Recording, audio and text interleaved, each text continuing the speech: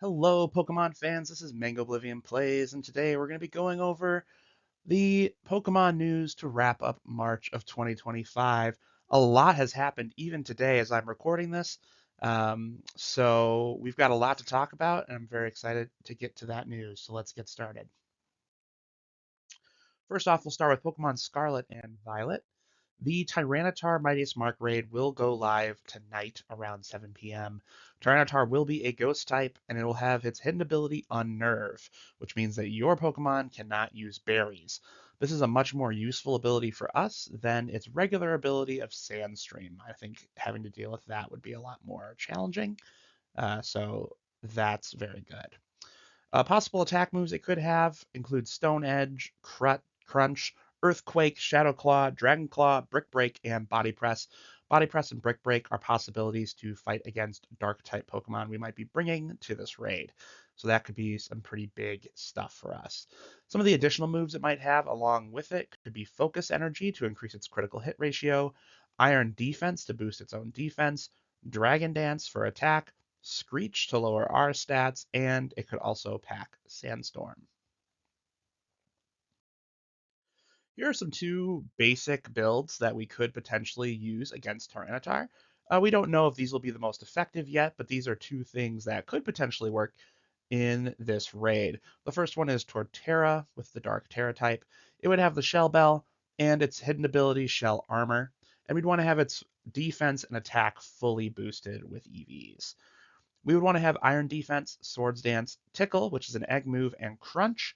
Iron Defense to raise our defense, Swords Dance to raise our attack, and then Tickle is a move that can lower Tyranitar's attack and defense prior to the shield going up.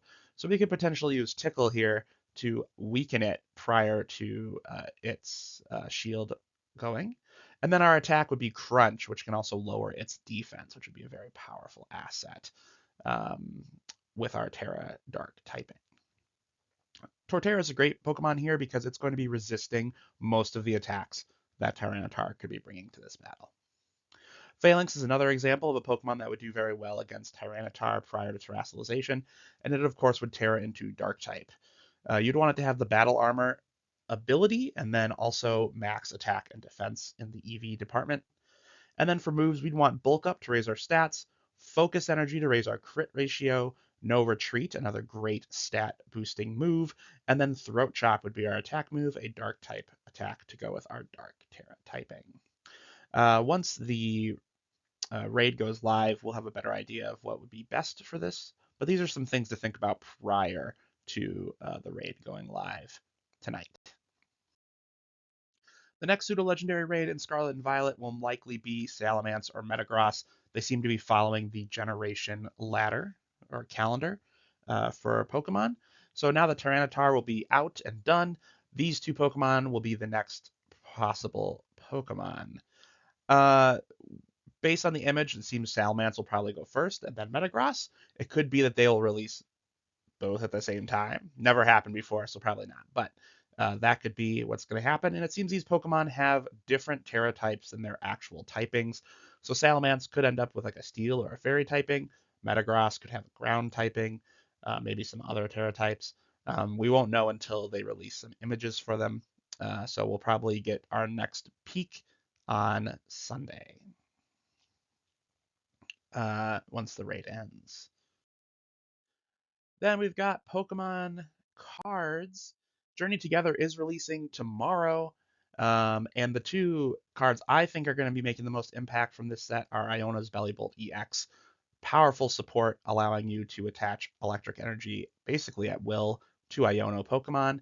And then we've got Zoroark, which is also going to be a very powerful centerpiece card that I think is going to be able to slot itself into a lot of decks because its attack cost is colorless and its ability is very powerful.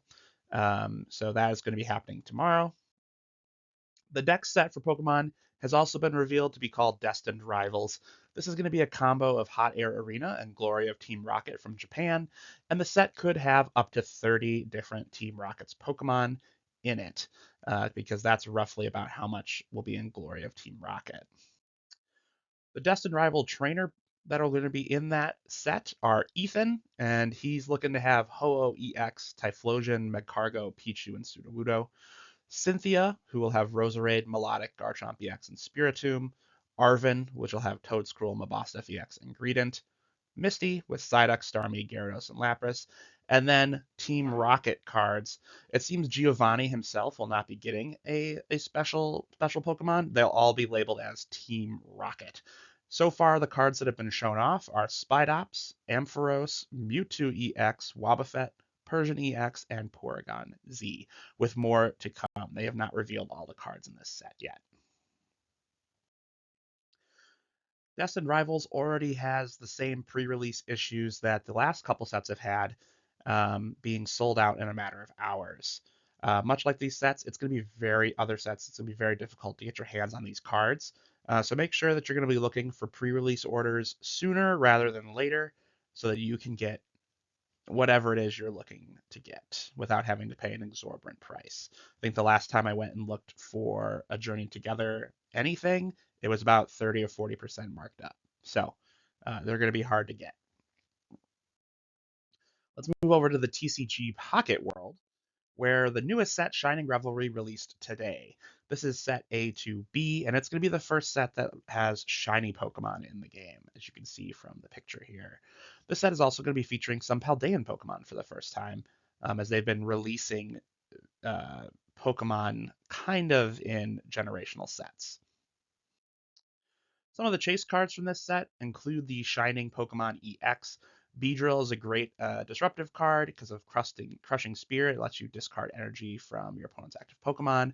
Charizard EX is probably going to be a little bit more consistent than its previous iteration because we're not discarding energy from it to attack.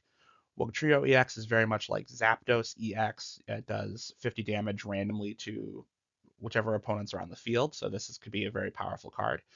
Lucario EX, very general, not an amazing attacker, but it's good. And then Giratina EX does not do the highest amount of damage, only 130. Does 30 damage to itself when it attacks, and its ability ends your turn, which is going to limit it, obviously. Pairing it with something like Gardevoir and then some cards that can help heal it, like Shaman, might be the best way to go with Giratina. There are some other really good support cards that are being added. Team Rocket Grunt is a very disruptive card. You flip a coin until you get tails, and for every heads, you get to take an energy off your active Pokemon. So you could potentially completely de-energize one of your opponent's Pokemon with Team Rocket Grunt. Red is going to increase your damage against other Pokemon EX by 20, which is a pretty solid ability if you're trying to make some math work. And then Pokemon Center Lady is going to heal 30 damage from your Pokemon, just one of your Pokemon, and it's also going to recover special conditions. So this is the first card that's really going to get rid of special conditions for you. Other cards in the game have not done that yet. Ranked battles are also coming by the end of this month, and there are now about 4 days left for that to come out. As of today, ranked battles are not live in the game, but there are, like I said, 4 days left before they go live. No news on how that's going to work or what that's going to look like yet, but I am excited to test my mettle against other trainers. Moving on to some quick Pokemon sleep updates. Cresselia is coming very soon, within the next 2 weeks, and some data has been added to the game about Cresselia. Its ability is going to restore energy and grant more berries to your Pokemon that are on your team, which is very helpful. And after the event, Cresselia is going to be available at every location at the Masters level. So depending on which map you're on, that Masters level will be lower or higher. Let's switch over to Pokemon Go. The Bug Out event has begun a couple days ago, and it features bug Pokemon like Nimble, Caterpie, Weedle, and Wurmple, and some others. Sizzlipede is debuting and can be encountered in the special research, which just involves catching bug-type Pokemon.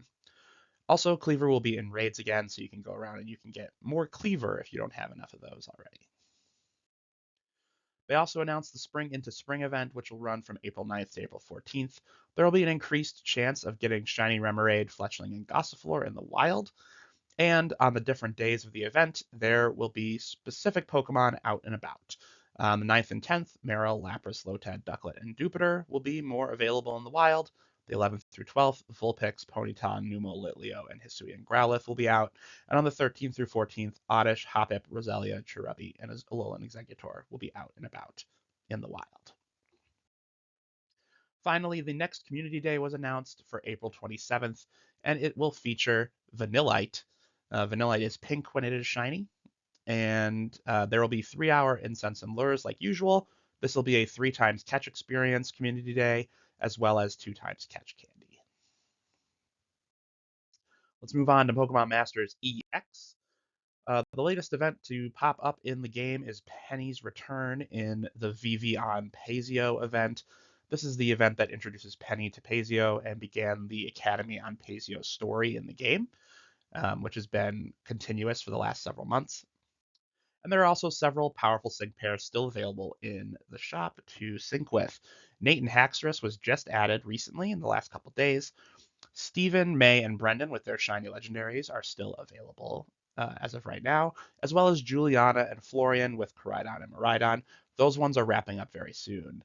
And Zoroark and their sync or their Arc suit are also still available for a limited time. Now, the big news that came out this morning is about Pokemon ZA. We've gotten new information about the game. The first being that in the night in Lumio City, there are battles taking place. There's a special tournament called the ZA Royale that's happening throughout Lumio City, and these battles happen at nighttime. Special battle zones will show up once the game switches over to nighttime, and they are denoted by these red statues, unlike the green wild area statues we've seen. Trainers will be walking around in these areas, and if they see you, they will challenge you to a battle. And then if you see them, you can run up to them and attack them as well. There are 26 rankings, ranked from Z to A, that you need to climb to get to the very top of the ZA Royale. And apparently, there's a rumor that winners are granted a wish. So it will be interesting to see what Pokemon, what group is in charge of this competition. It kind of has the whole like underground nightlight vibe kind of thing going on. So that's pretty neat. Excited to see what that all entails. And maybe if we'll see like gym leaders or other characters that we've seen in the past in X and Y in this battle tournament.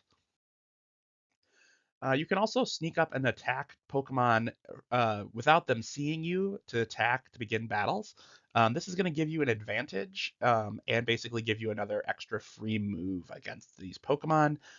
So if you can sneak up on a trainer and their Pokemon, you should absolutely do it. They're going to be giving you a distinct advantage in battle. Not really sure what the details are for that, but I assume you're basically getting a surprise round attack on them before they get to even fight back. They also showcased a couple more Mega Pokemon that had not been revealed in trailers yet, like Mega Salamence and Mega Gallade. No new Mega Pokemon were shown off in this trailer. I think they're going to try to keep that information under wraps until release, maybe showing off only 1 or 2 before the game comes out. But Gallade, and I think Salamence as well, I can't remember, were not in X and Y. So that means the ORAS Mega Evolutions will be in the game. So Pokemon that weren't in X and Y, but could now Mega Evolve, will probably appear in the game.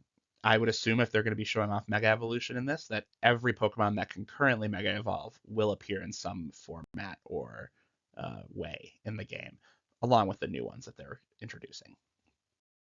Speaking of new Mega Evolutions, there's a lot of rumors and leaks going around right now about which Pokemon are going to be receiving these Mega Evolutions. Anywhere from 17 to 33 new Mega Evolutions have been indicated by leakers and people starting rumors. And a lot of Pokemon have had their name attached to this, but this seems to be a general consensus of Pokemon in general that will be getting a Mega Evolution so far. This includes our new starter Pokemon, the original Kalos starters, and then a smattering of Pokemon from various generations. Most of these Pokemon seem to be focused around Gen 1 and Gen 5, with some more from Gen 6, and a few others from other places. Notably absent is Generation 3, which got a ton of Mega Evolutions when the Mega Evolution was first introduced. So I wouldn't expect to see a lot of Gen 3 Pokemon getting Mega Evolutions in this new game. Finally, some general Pokemon news. Today, during the announcements that Nintendo is making. They announced the Nintendo Today app. This is a mobile device app that's basically like a calendar that will remind you of Nintendo related events and releases. So you can use this to put like Scarlet and Violet stuff in there, or whatever. Things to keep you so you can stay on track of stuff in your game. The release date for this has not been announced, so we don't know when it's coming out exactly, but it's a calendar app basically for Nintendo events. The Pokemon Horizons anime will return to Netflix on April 25th with another slate of episodes. This is part two of the Search for Laqua arc in the anime. And this arc has really focused on the main characters, Liko, Roy, and Dot, learning about terrestrialization, but then also chasing Laqua, this fabled place where Terapagos is from. So that this will continue that storyline. Finally, Flabebe Red is going to be introduced in Cafe Remix, and it's running through tomorrow. So if you play Cafe Remix, this is your opportunity to get Flabebe on your Cafe team. There's also an event running for Umbreon's Spring Flower outfit, as well as a special pass to get Meowscarada in that game. Thank you so much for watching and checking out all of today's Pokemon news. We'll be back when there are more things to report on, but until then, best of luck out there, trainers, and have a wonderful rest of your week. Adios.